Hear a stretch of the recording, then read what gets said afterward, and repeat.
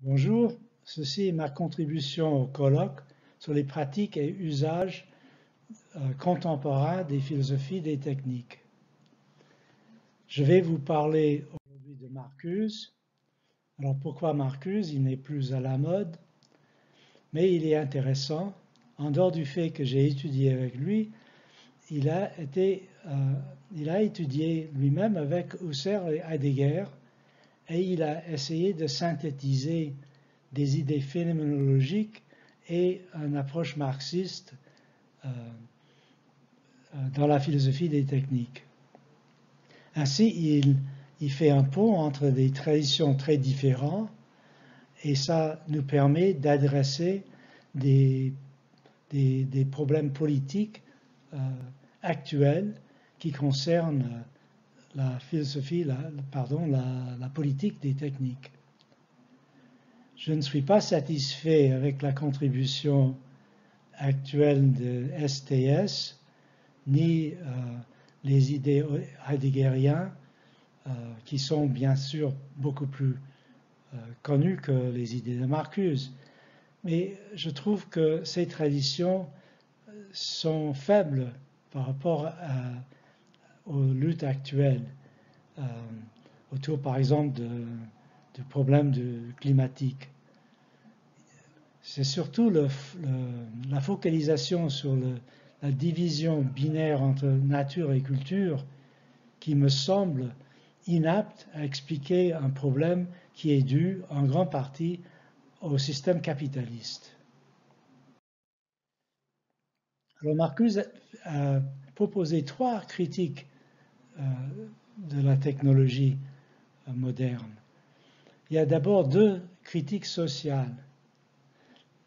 La première de ces critiques est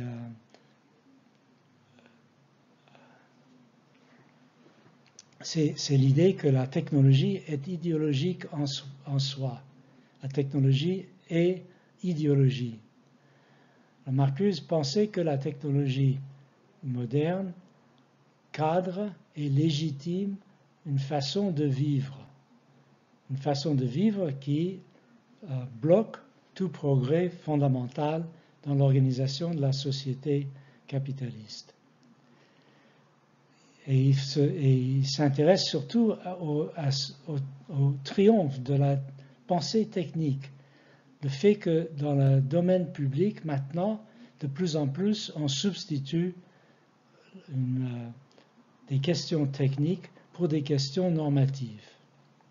Donc ça, c'est la technologie comme idéologie qui prescrit les limites de toute discussion dans le domaine public de l'organisation de la vie. Il y a une deuxième critique, c'est la critique de la rationalisation weberienne qu'il a articulée, qui est élaborée dans un article sur Weber. Cette critique montre en quoi la rationalisation est, comme l'entend Weber, est influencée subrepticement par le capitalisme. Pourquoi? Parce que la rationalisation concerne l'administration et le management de l'extérieur, d'en haut, de groupes de travail qui sont en bas, c'est-à-dire qui sont à l'extérieur de ceux qui organisent la rationalisation. Souvenez-vous que la rationalisation chez Weber, c'est le calcul et le contrôle. Alors la question que pose Marcuse, c'est qui calcule et qui contrôle et dans quel but. Et dans une société capitaliste, la réponse est clairement biaisée vers la maintenance, la perpétuation d'un système de contrôle d'en haut. Alors, il y a une troisième critique, c'est une critique ontologique. Ici, la question concerne la nature du monde, le monde dans lequel nous vivons, et ce monde, Marcuse pense que ce monde est de plus en plus influencé par la science physique. La physique, c'est la science paradigmatique qui détermine nos idées sur ce qui est réel et ce qui ne l'est pas, ce qui est objectif et ce qui est subjectif. Alors, quel est l'objet de la physique? C'est les qualités primaires qui peuvent être quantifiées et qui peuvent être instrumentalisées. Alors, qu'est-ce qui se passe quand cet objet de la science physique, qui est légitime en soi en tant qu'objet scientifique, devient la définition même du monde de la vie des gens qui habitent dans la société actuelle? Alors, le résultat principal, selon Marcuse, c'est la substitution des valeurs pour des potentialités dans la conscience des gens. Normalement, le monde de la vie contient un sens des potentialités des humains, des êtres vivants, même des objets naturels. C'est évident dans le cas des personnes. Nous les voyons, par exemple, comme plus ou moins en bonne santé ou malades. Nous pensons à leur potentialité de développement, par exemple des rapports personnels, leur carrière, etc. Tout ça nous semble parfaitement objectif, ça fait partie du monde de la vie, ce n'est pas simplement une fantaisie personnelle. Mais tout ça, c'est éliminé pour construire l'objet de la physique, ce que est normal dans le domaine des sciences, mais n'est pas normal dans le domaine du monde de la vie. Dans la mesure où le monde de la vie est influencé, colonisé par des idées proprement scientifiques, les gens perdent la possibilité de se rapporter aux potentialités et ils substituent dans leur conscience l'idée de valeur. Les valeurs, c'est des choix personnels, des choix subjectifs, et c'est évident que ceux qui peuvent imposer ces choix au niveau du système technologique, c'est les pouvoirs dominants de la société, c'est ceux qui organisent le système capitaliste et l'État. Et donc, Marcuse conclut par une sorte de dystopie qui n'est pas inévitable selon lui, mais qui menace et qui est de plus en plus menaçant. Alors il ne désespère pas, et c'est ça qui est intéressant, il pense aux possibilités d'une transformation radicale de projets civilisationnels qu'il appelle le socialisme. Et donc là, on voit que l'ontologie de Marcuse est proprement constructiviste. Les concepts scientifiques, selon lui, dérivent fondamentalement du monde de la vie, mais ils sont raffinés et clarifiés, précisés pour construire des objets scientifiques. Et donc, ces concepts sont influencés par le monde de la vie, de la société dans laquelle ils sont construits. Et dans le cas des sciences actuelles, c'est un monde capitaliste et ceci influence la structure des sciences. Mais supposons que le monde de la vie change radicalement, que le capitalisme disparaisse et un monde socialiste se substitue. Dans ce cas, l'objet de la science doit changer aussi, parce que ces catégories seront dérivées d'un autre monde de la vie. Et l'objet de la physique, jusque-là, c'est les qualités primaires. Mais est-ce qu'une nouvelle science peut naître dans une société socialiste avec un nouveau objet, un objet qui pourrait incorporer des potentialités qui disparaissent dans la science actuelle? Alors il faut penser au contexte social dans lequel Marcuse a proposé ces idées très radicales, très spéculatives. pendant les années 60, quand il a écrit L'homme unidimensionnel, où il a proposé ces idées, il n'y avait pas de lutte significative autour de la technologie. La technologie semblait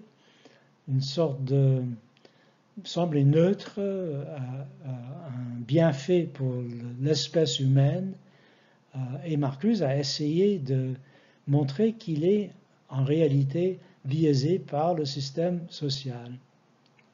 Mais vers la fin des années 70, des luttes autour de l'environnement et de la médecine ont montré que le monde de la vie n'était pas entièrement colonisé par la physique, que les gens étaient capables de s'organiser autour de potentialités différentes de ceux qui étaient jusque-là imposés par la société. Et ceci promet alors une nouvelle science qui pourrait incorporer les potentialités. Alors Marcuse était conscient de ces changements, mais il n'a pas vraiment revisé ses théories en fonction de ce qui se passait vers la fin de sa vie. Il a dit quand même que l'incorporation des potentialités dans une nouvelle science ne changerait pas la donne complètement. La science moderne resterait quantitative. Donc il ne proposait pas un retour à Aristote, pas de science qualitative, pas de retour en arrière. Mais comment imaginait-il l'influence de ces luttes, par exemple pour l'environnement, sur la science? Comment imaginait-il les qualités secondaires, comme les potentialités, traduites en termes scientifiques? Alors c'est lui qui a utilisé le terme traduction pour en parler, mais il n'a pas précisé le sens de cette traduction. Alors, moi je pense que nous pouvons aller plus loin aujourd'hui. Nous pouvons compléter en quelque sorte le système que Marcuse a proposé, mais n'a pas pu compléter dans le contexte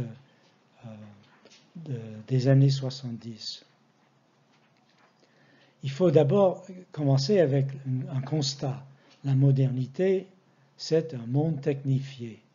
Monde dans le sens phénoménologique. Ça, c'est vrai. J'appelle ça le technosystème. Et il est caractérisé par l'organisation du monde de la vie par des disciplines techniques. Et ces disciplines sont inspirées des sciences physiques et chimiques, biologiques, c'est-à-dire des sciences naturelles. Et donc, ces disciplines utilisent, dans la mesure du possible, des mesures quantitatives, des concepts précis, des concepts qui dérivent du monde de la vie, mais qui sont raffinés. Donc ça, c'est notre monde. Et si on faisait la transition au socialisme que Marcuse appelait de ses voeux, ça ne changerait pas. Nous serions toujours dans un technosystème. Alors la question, c'est quelle serait la différence? Chez les heideggeriens, ils ne distinguent pas de différence. Mais je pense que avec la pensée de Marcuse, on peut aller plus loin. Pensons par exemple à sa théorie de la rationalisation.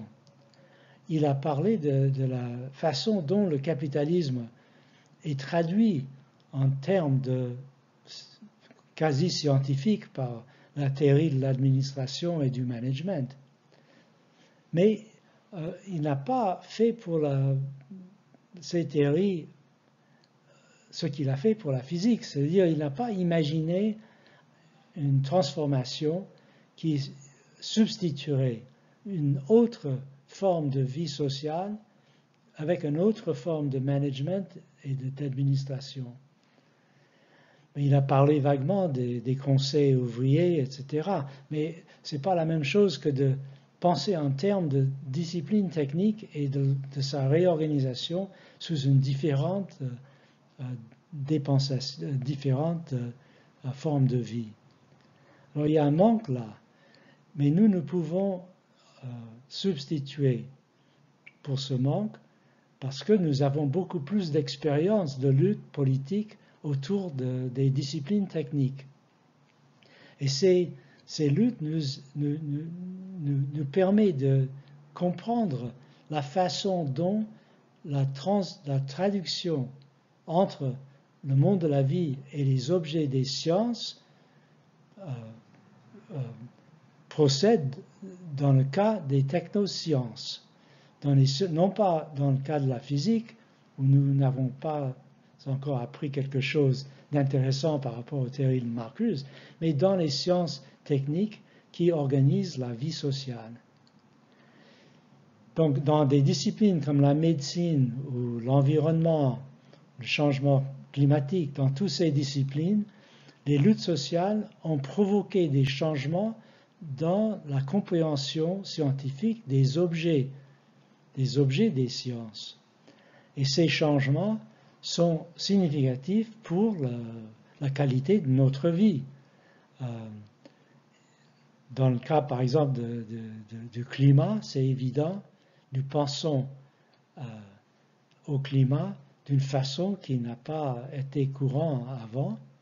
C'est-à-dire, nous voyons le climat comme un objet, du point de vue scientifique, nous voyons le climat comme un objet déterminé par l'action humaine et qui peut être changé, devenir l'objet, essentiellement un objet technique de l'action humaine. Et ce nouveau objet de la science correspond à un monde de la vie où les gens sont perturbés par des changements climatiques qu'ils expérimentent comme menaçants, comme dangereux, comme néfastes par rapport aux potentialités d'eux-mêmes, de leurs enfants, de la nature, qui leur semblent essentiels et importants. Donc, il y a aujourd'hui une politique de la technique et cette politique peut être comprise à partir de l'argumentation de Marcuse avec les modifications que je viens de décrire.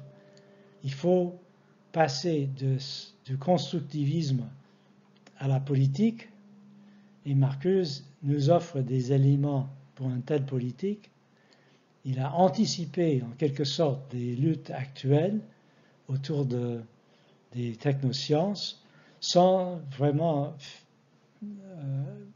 pouvoir décrire une solution au problème. Aujourd'hui, nous voyons comment ça marche. C'est pas trop compliqué. Il y a des experts qui savent réorganiser le technosystème. Il y a le public qui vit dans un monde de la vie compliqué où les éléments des sciences et le sens des potentialités coexistent et l'interaction entre les problèmes, les demandes du public et les experts est médiatisée et quelquefois bloquée par l'organisation sociale, par exemple les entreprises ou l'État. Et l'enjeu des luttes, c'est de dépasser ces obstacles pour orienter les experts vers des solutions voulues. Ce qui est radicalement différent quand même de l'hypothèse de Marcuse, c'est que nous ne attendons pas l'arrivée du socialisme pour transformer les technosciences. Nous n'attendons pas hic Rhodus, hic salta. Merci pour votre attention.